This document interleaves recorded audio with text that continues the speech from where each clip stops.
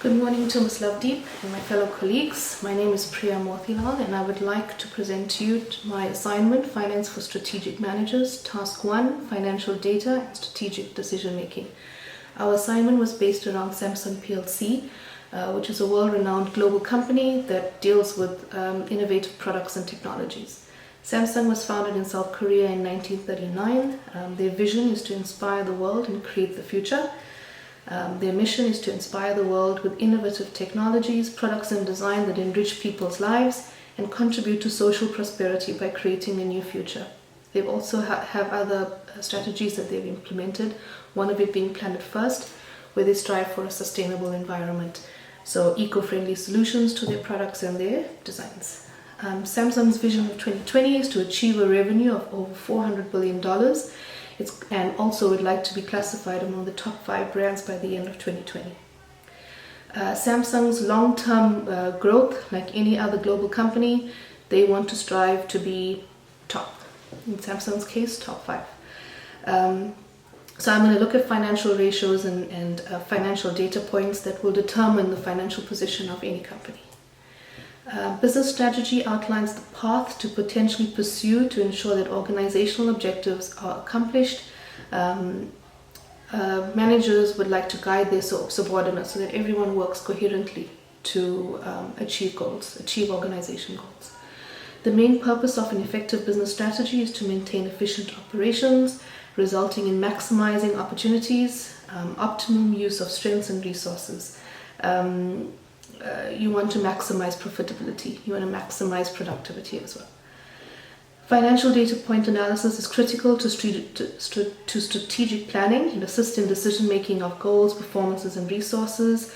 And again, as I mentioned before, assisting or determining the financial position of the company. There are a few financial data points that I'm going to discuss. The first one is net cash available. This is the amount of cash of a business after all liabilities are paid for. It serves as a measure of a company's cash flow. So what do they have? Maybe they need money to reinvest or improve on existing products, whatever strategies they have in place. Revenue growth. The growth of revenue refers to the sales of a business within a specific time frame. When a company strategizes, has a vision or a mission, they have specific time frames that they would like to reach their goals. So revenue growth helps in determining the increase and decrease in their sales and productivity. Profitability ratios, measure of efficiency of operations. It is useful in revealing the net worth of the business and corrective actions to be taken if there's a need. Profits, it is financially beneficial for a business to have an attractive profit margin. It's also an indication of the amount of remaining profit that can be reinvested. Economic value added is the measure of the financial position or performance of a company based on residual income. It depends on risk adjustment and is vital in decision making related to expansion of the business profit margin. It also assists in the process of allocation of resources. You don't want to waste money with resources. So you'd rather use existing resources if they're available, and if not, then you would purchase new. Growth indices, this index is used as an evaluation of a company's market share growth and sales growth.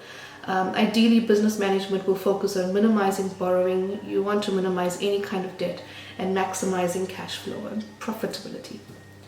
Operational efficiency. This involves the efficient use of the company's resources without compromising on the quality of the products. Samsung is world-renowned. They are well known for the quality of their brand, quality of their products. So you could find other ways like finding new suppliers or more cost-effective ways of productivity, but again, without compromising on the quality of the brand. Liquidity is a type of analysis that evaluates the organization's ability to generate cash to pay its expenses. So ideally, this gives you an idea of the financial position of the company.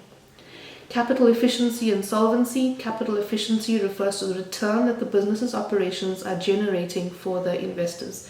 Investors are key stakeholders. Their concern is that the money that they've initially invested has a shorter payback period and can be reinvested, and again can increase in their profit margin. An organization's current and past financial statistics is key to determine long-term growth potential. So the analysis gives you an idea of your future planning, performance analysis, and your financial position in the market. The second question here is dealing with financial data and information in relation to the formulation of business strategy. So financial data analysis is really important for strategic planning and decision-making process in any organization.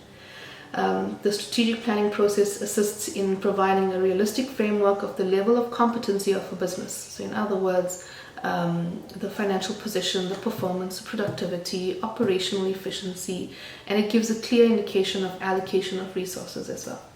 A SWOT analysis measures your strengths, your weaknesses, your opportunities, and your threats. Ideally, you would want to maximize on your strengths, exploit your opportunities, minimize your threats and your weaknesses. Financial data analysis, analyzing the business's past will determine whether the business is stagnant, improved, or declines within a specific time frame. Again, you want to allow for smooth operations. Analyzing the financial data of the business, key information will be revealed regarding competitors and their activities and progress within the market. You want to have competitive advantage, so you want to know the activities of your rivals, and you want to know how can you improve on that and improve on your operations. Contractual agreements are monitored closely by investors. Again, as I said before, investors have a great concern about the money that they've invested initially, and they want to know how it is growing. An analysis of risks related to financial business decisions. Any company, all companies have financial or risks. Depending on the size of the company, the activities related to the company, the risk is dependent on that. So it refers to risk relates to the probability of actual return on an investment being lower than the expected return. It refers to the amount of debt of a business occurs and the ability to manage these accordingly.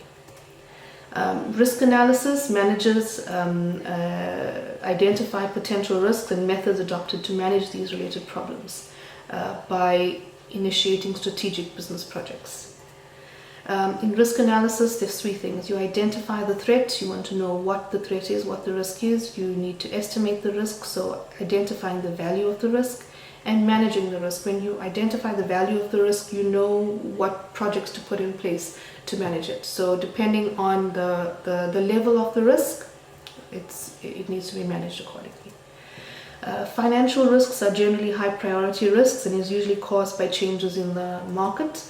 You get different types of financial risks. Market risk, this is determined by market volatility, hikes in interest rates, fluctuation, exchange rates as well. Credit risks, this is related to not meeting payments to creditors or suppliers. Liquidity risks, inability of executing business transactions. Ideally, it's your cash flow. That's what will be affected. Operational risks, this is the technical side. You want to have smooth flow of operations. This could be fraudulent activities, any kind of operational risks, anything that negatively impacts your operations. Legal risks, this could be due to lawsuits or any kind of legal proceedings that again may affect the financial status of the business.